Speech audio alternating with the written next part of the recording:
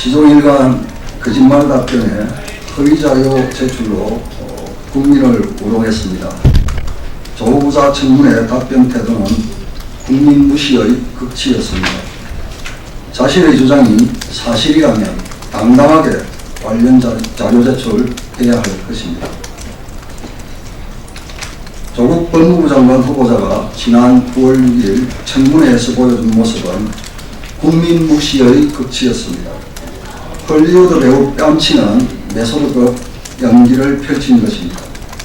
이날 청문회에서 조 후보자는 자신과 그 가족들에게 제기된 핵심 의혹에 대해 모른다, 이번에 알았다, 검찰 수사 중이다를 넘어 거짓말까지 밥 먹듯 하고 허위 자료까지 제출했습니다. 한마디로 국회를 조롱하고 국민을 우롱한 대국민 사기 청문회였습니다.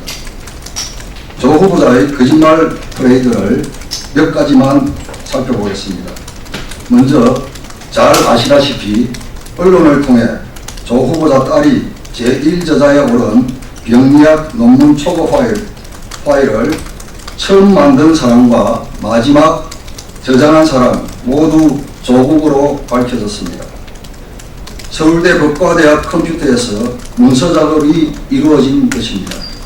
그럼에도 조 후보자는 서울대 법과대학 컴퓨터가 오래돼서 집으로 가져왔고 집에서 아내도 쓰고 딸도 썼다며 딸 논문 문제에 대해 자신은 전혀 모른다는 식으로 답변하였습니다.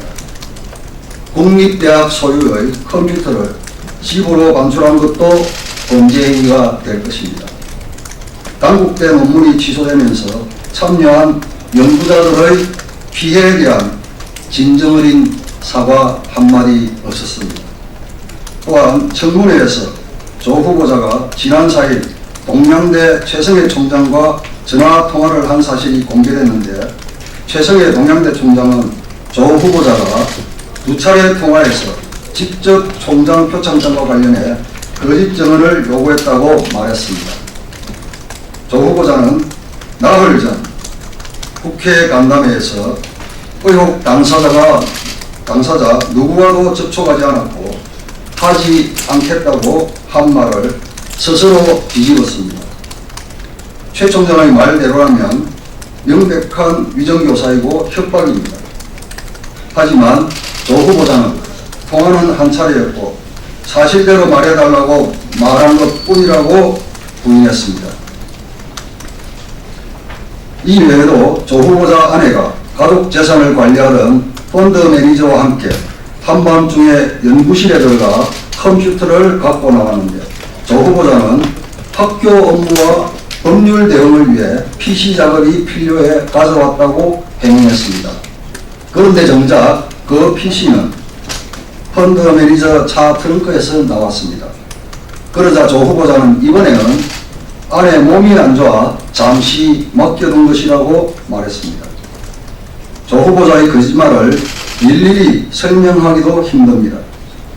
계속 말을 지어내 둘러대고 있고 거짓말이 거짓말을 낳고 있습니다. 더욱 가관인 것은 자료제출 요구에 대한 조 후보자의 교활한 태도입니다. 야당 청문위원들은 진실규명을 위해 청문회 도중 자료제출을 요구했습니다.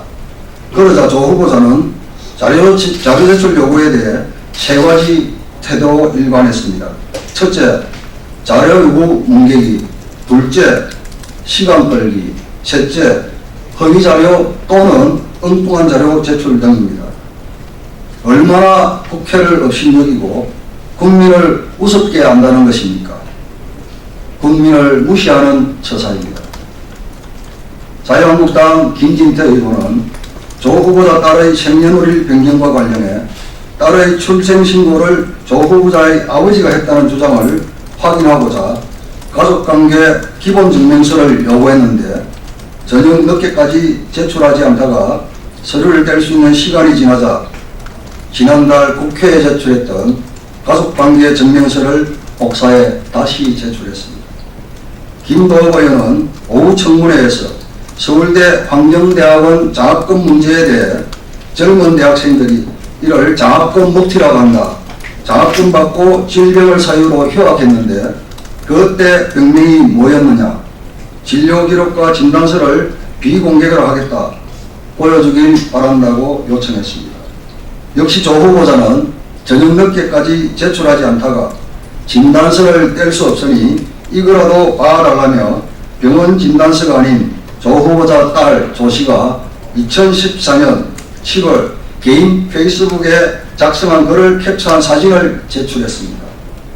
딸 조 씨는 당시 페이스북에 2014년 7월 14일 급성으로 허리 접질려서 일주일 넘게 운동도 못하고 밖에도 못 나가고 침대에 누워서 먹기만 했다라는 등의 글을 적어놨습니다.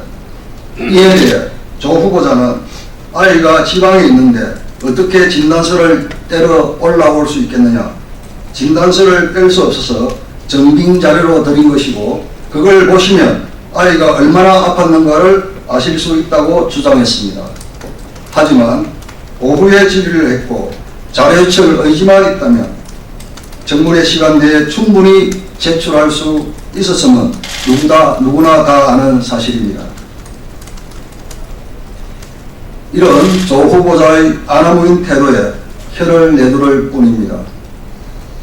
국회를 조롱하고 국민을 우롱하는 조 후보자를 지적하지는 못할 망정 감사기에만 급급한 민주당의 행태 또한 눈물겹기까지 합니다.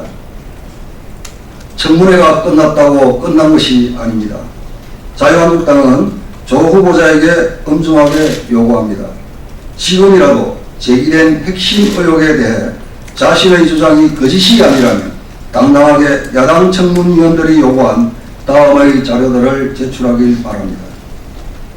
딸 주민등록 변경 관련 가족관계 기본증명서, 서울대 환경대학원 휴학시 제출한 병원 진단서, 정의당에 제출한 30쪽짜리 분량의 소명자료, 조 후보자 부인 정경심 씨 휴대전화 통화 내역, 한국과학기술연구원 인턴 근무기록, 딸 표창장 사고, 딸 논문 작성 관련 서울대 법대 컴퓨터 IP 주소 기록, 서울대 법대 공익인권법센터 인턴 경력 증명서 등입니다. 다시 한번 밝히지만 이 자료들은 이미 청문회에서 야당 의원들이 제출을 요구한 자료들입니다. 대부분 조 후보자가 청문회에서 제출하겠다고 약속한 자료들입니다. 만약 조 후보자가 자료 제출 요구를 끝끝내 거부한다면 이는 청문회에서 밝힌 자신의 답변은 모두 거짓임을 스스로 자인하는 것입니다. 그렇다면 조 후보는 국민을 기망하고 속인 것에 대한 응분의 책임을 반드시 져야 할 것입니다. 조 후보자의 청문회가 끝났다고 끝난 것이 아닙니다. 국민들은 현 정부 권력 최고 실세의 실상을 알고 싶어 합니다. 그 실상이 밝혀질 때까지 조 후보자에 대한 검증은 계속될 것입니다. 이제 결단은 조 후보자와 대통령의 몫입니다.